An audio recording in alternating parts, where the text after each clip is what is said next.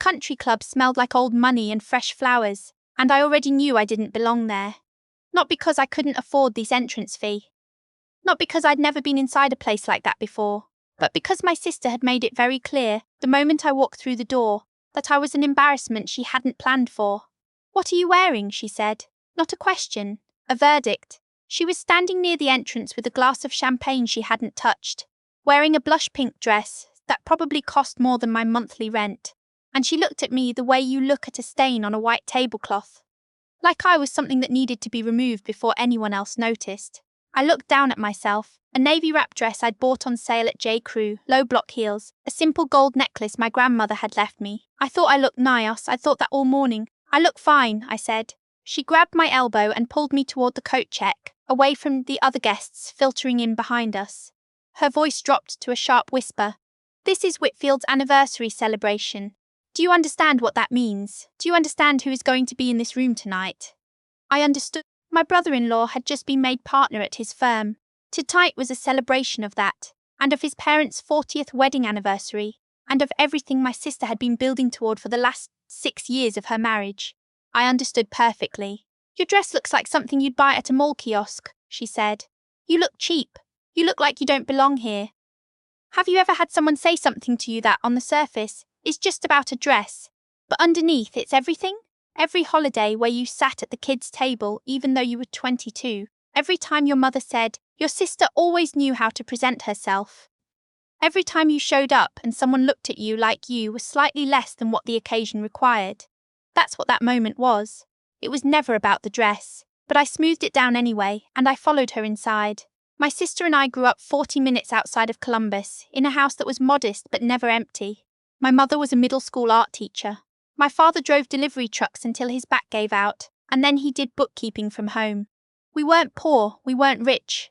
We were the kind of family that clipped coupons and still took a vacation every summer, and that felt like enough. My sister, 2 years older than me, decided early on that enough wasn't good enough. She wasn't mean exactly, not all the time, but there was always this current running under everything she said to me, this low hum of comparison. She got better grades, she made the varsity swim team, she went to Ohio State on a partial scholarship, and came home for Thanksgiving with a boyfriend whose father owned car dealerships across 3 counties. She married him 6 years ago at a vineyard in Napa, and I was the maid of honor, and I wore a dress she picked, and I smiled in every photo. I moved to Chicago after college, got a job as a dental hygienist at a group practice in Lincoln Park. It wasn't glamorous, but I was good at it, I liked my patients, and I had a small apartment with good light and a coffee shop on the corner that knew my order. I had a life I was building quietly on my own terms. My sister would call sometimes and ask when I was going to figure out my next step, as if what I had wasn't a step but a waiting room. I stopped telling her much after a while, not because I was angry, just because it was easier. So when she called in February to tell me about the anniversary party and said, "Obviously you're coming, it's a family event," I said yes. I bought a new dress. I drove 4 hours to Cincinnati, where she and my brother-in-law lived now in a colonial revival with a 3-car garage. I showed up, and she called me cheap in the coat check of a country club, in front of a woman she didn't notice was standing 2 feet behind us. The party was in the main ballroom, which was all cream and gold and low candlelight. Round tables with floral centerpieces. A string quartet in the corner. About 120 people by my count, most of whom I didn't recognize. My sister handed me a printed place card she'd already pulled from the seating chart. "You're at table 14, she said. "Please don't move it." Table 14 was near the kitchen. I found it, sat down. The other seats at my table filled in slowly. My brother-in-law's cousin from Akron, who talked exclusively about his fantasy football league. A co-worker of my sister's who kept checking her phone, and 2 older women who seemed to know each other from somewhere, and spoke mostly to each other. Nobody asked my name. At one point a server leaned over to clear a glass and said, "Oh, are you with the catering staff? I didn't see you in the back earlier." I said, "No, I'm a guest." She apologized immediately and moved on, but the woman next to me had heard it. She smiled, not unkindly, and looked back down at her salad, and I just sat there, holding my fork, feeling something I couldn't quite name. Not anger, not quite sadness. Something more like recognition, like I had expected this, somewhere underneath, and that was the worst part. My sister gave a toast around 7:30. She was radiant at the microphone, the way she always was when she had an audience. She talked about her in-laws' love story, about what it meant to build a life with someone, about the beauty of commitment. She mentioned my brother-in-law 3 times. She mentioned their home twice. She didn't mention me at all, which wasn't a surprise. But there's a difference between expecting something and experiencing it. After the toast, the room broke into applause, and my sister floated back into the crowd, and I sat at table 14 and watched the string quartet switch to something livelier, and I thought about leaving. I thought about getting my coat, finding my car, driving 40 minutes to the hotel I'd booked because my sister said the guest room was being used for storage right now. I didn't leave, I'm not sure why. Some stubborn thing in me that couldn't let it be that simple. I went to get a drink at the bar around 8. It was quieter on that side of the room, a little more air. I stood at the far end and waited, and the bartender was swamped, and I was staring at the ice bucket when someone stepped up beside me. "Water with lemon," he said to the bartender, "and whatever she's having." I looked over. He was tall, maybe early 40s, in a dark navy suit with no tie, dark hair, a little grey at the temples. He had the kind of face that's been outdoors enough to have some texture to it. Not a face that had spent the last decade behind a desk, though I later learned he spent most of his time exactly there. "You don't have to do that," I said. "I know." He held out his hand. "I'm Sutton, Margot," I said, and shook it. We stood there while the bartender made the rounds. Sutton looked out at the room with the easy expression of someone who wasn't particularly invested in being seen. "How do you know the family?" I asked. "Old connection," he said. "My father and Whitfield's father played golf together for 30 years. My sister is married to their son." He nodded. "Long drive?" 4 hours from Chicago." He looked at me for a second. "You drove 4 hours to sit at table 14? I laughed before I could stop myself. A real laugh, surprised and a little undignified. "You noticed that? I got here late," he said. "The only open seat was at table 7, but I've been standing here for 40 minutes. The bartender slid our drinks over. Sutton handed me mine, a club soda with lime, because I'd already had 1 glass of wine and I was driving back to the hotel, and we stood there a little longer, talking about nothing in particular. He asked about Chicago. I asked where he was based. He said mostly New York, sometimes Denver, sometimes wherever the work was. I didn't ask what the work was. Something in the way he said it suggested that he didn't particularly want to get into it at a party, which I respected. We talked for maybe 45 minutes. It didn't feel like 45 minutes. It felt like the first real conversation I'd had all night, which, given where I'd been sitting, was probably true. My sister found me at 8:45. She materialized out of the crowd with the look she gets when she's smiling but her jaw is tight. She put her hand on my arm and said, "There you are. I've been looking for you." Then she registered Sutton standing next to me and her expression shifted, quickly, like a channel change. "Hi," she said, extending her hand past me. "I don't think we've met. I'm the host's daughter-in-law, Sutton Hale," he said, shaking it. "You've put together a beautiful evening." She laughed, that particular laugh, the one for people worth impressing. "Are you a friend of Whitfield's?" "Through family," he said. "Old connection." I watched my sister recalibrate. The way her posture opened up, the way she started asking questions. She had a gift for that, for instantly sorting a room and adjusting accordingly. It had always been one of the things I both admired and found exhausting about her. She said to me, without quite looking at me, "I'm so glad you found someone to talk to." Like I was a child she'd dropped off at a party and was relieved to find occupied. Sutton glanced at me, just briefly. I looked at my drink. "I should check on a few things," my sister said, still talking to Sutton more than me. "But please find me before you leave. I'd love to introduce you to my husband." She drifted off and Sutton watched her go. "Your sister," he said. "My sister," I confirmed. He was quiet for a second. "She called you cheap." I went still. "Excuse me, at the coat check. When you came in." He looked at me evenly. I was standing by the window behind her. I wasn't trying to overhear. I didn't know what to say. My face was warm. "I'm sorry," he said simply.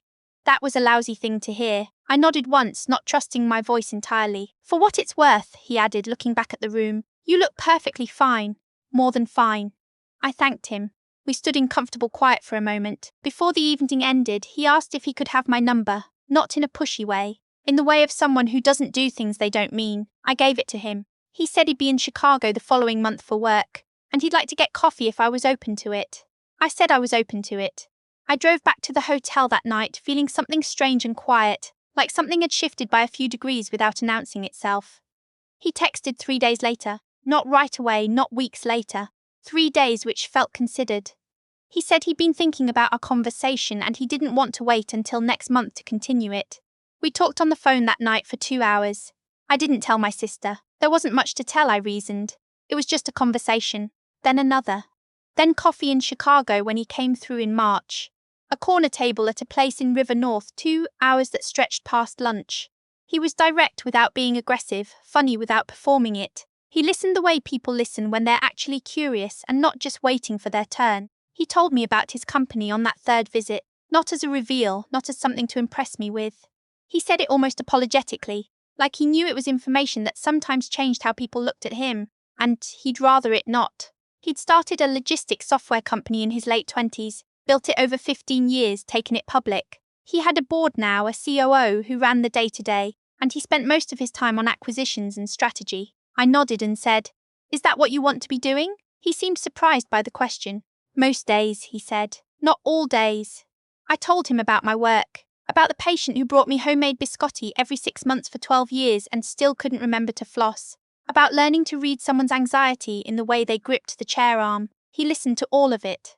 We dated for 11 months before he asked me to marry him. No grand gesture. We were in my apartment Sunday morning, coffee and bad television, and he said he'd been thinking about it for a while and he didn't see any reason to keep waiting if I didn't. I said I didn't. We wanted something small, his preference, and mine too.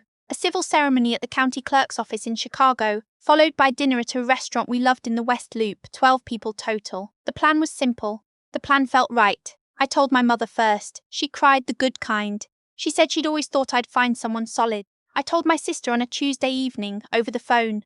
She asked who he was and I told her his name and that I'd met him at her in-laws' party, and there was a pause on her end. "Sutton Hale," she said. "Yes." Another pause. "Sutton Hale, the software guy. The one who sold the company for." "We're not really focused on the financials," I said. "Margot." Her voice was different now. Careful and weighted. "I had no idea you two were. You never said anything." "I know I would have. I mean, if I'd known, obviously I would have." "Would have what?" I asked. She didn't finish the sentence. She called me back 2 days later and said she thought we should do a proper engagement dinner. A real celebration, with family, with some of her and my brother-in-law's friends, who she thought Sutton should meet. She said it with genuine warmth, the kind that would have been harder to detect if I hadn't known her my whole life. I thanked her and said we'd think about it. Sutton asked me later how the call went. I told him she'd been enthusiastic. "More enthusiastic than before?" he asked. "Yeah," he nodded slowly. "Okay." He didn't push it. That was one of the things about him. The engagement dinner was my mother's idea originally, not my sister's, though my sister swiftly made it her own. It ended up being at a restaurant in Columbus, so that family from both sides of Ohio could make it. My sister chose the venue, arranged the reservation, and sent out the invitations with a design she'd found on Etsy. She called me twice to ask about the seating chart. I said yes to all of it. I don't know why. Some part of me that wanted to see how it would go, some part of me that still hoped. We drove down together, Sutton and I, on a Friday night in October. The restaurant was warm and loud in the good way, full of people I hadn't seen in years and some I'd never met. My mother was already there when we arrived, standing near the hostess stand with her coat still on, and she hugged me for a long time, and then hugged Sutton and said, "I'm so glad you found each other." My sister arrived 20 minutes late, which was her habit. She swept in wearing a red dress and kissed my cheek, and then turned to Sutton and became someone I recognized only in photographs. Polished, bright, turned fully on. She introduced herself as though they hadn't already met, which technically they had, though only briefly at the coat check 2 Februaries ago. "I keep thinking we've met before," she said, tilting her head at Sutton. "We have," he said pleasantly. "At your in-laws' anniversary party," she laughed. Of course, I meet so many people at those events, it's terrible. I'm so glad Margot found you that night." Sutton looked at me. I looked at the bread basket. Dinner was beautiful, actually. The food was good. My father told an embarrassing story from my childhood that I'd heard 40 times and still found funny. An aunt I rarely see got slightly tipsy on Prosecco and declared we were the most handsome couple she'd ever produced from her side of the family, which was both incorrect and sweet. Sutton laughed at real things and didn't perform his way through the evening, and I watched people warm to him without him trying. But there were other moments where my sister would lean toward him across the table and say things like, "I feel like I should have introduced you two properly when you came to the party. I'm sorry about that." As if she had simply neglected an introduction and not whispered cheap into my ear at the coat check and seated me near the kitchen. Moments where she talked about watching out for my little sister in a way that revised the story of our relationship into something softer and simpler than it had ever been. I let it go. I did. I ate my salmon and I laughed at my father's story and I held Sutton's hand under the table when he reached for mine, which he did quietly, not making a thing of it. On the drive back to the hotel that night, I said, "Did you see what she was doing?" He said, "Yes." "Does it bother you?" He thought about it. "I think it bothers you more than it bothers me," he said. "And that's the part that bothers me." We got married on a Saturday in January. County clerk's office on a grey Chicago morning. Snow on the ground. 12 people in folding chairs that a friend had strung with white lights, because she said we needed something. My mother cried again. Sutton's father shook my hand afterward and held it for a moment and said, "Take care of each other." My sister came. She wore a beautiful coat and sat in the second row and dabbed her eyes when I said my vows, which surprised me. Not the tears, but how real they looked. Afterward, she hugged me for a long time and said, "You look so happy." And her voice cracked on the word happy just slightly. I believed her. I think I finally did. We had dinner after at the restaurant, and it was loud and warm, and at one point I looked down the long table at everyone there. My mother laughing at something Sutton's college roommate had said. My father explaining fantasy football to Sutton's board member, who seemed genuinely interested. My sister and her husband talking quietly with people they'd just met. And I thought about the drive to Cincinnati in February, and the navy wrap dress and table 14. It was strange what had changed and what hadn't. I was still the same as I'd been in that coat check. My dress was still from J. Crew. I still clipped coupons when I remembered to. None of that was different. What was different was that I'd stopped waiting for her definition of me to feel like the truth. A few months after the wedding, my sister called to tell me she was starting to work with a life coach. She said she'd been doing a lot of reflection.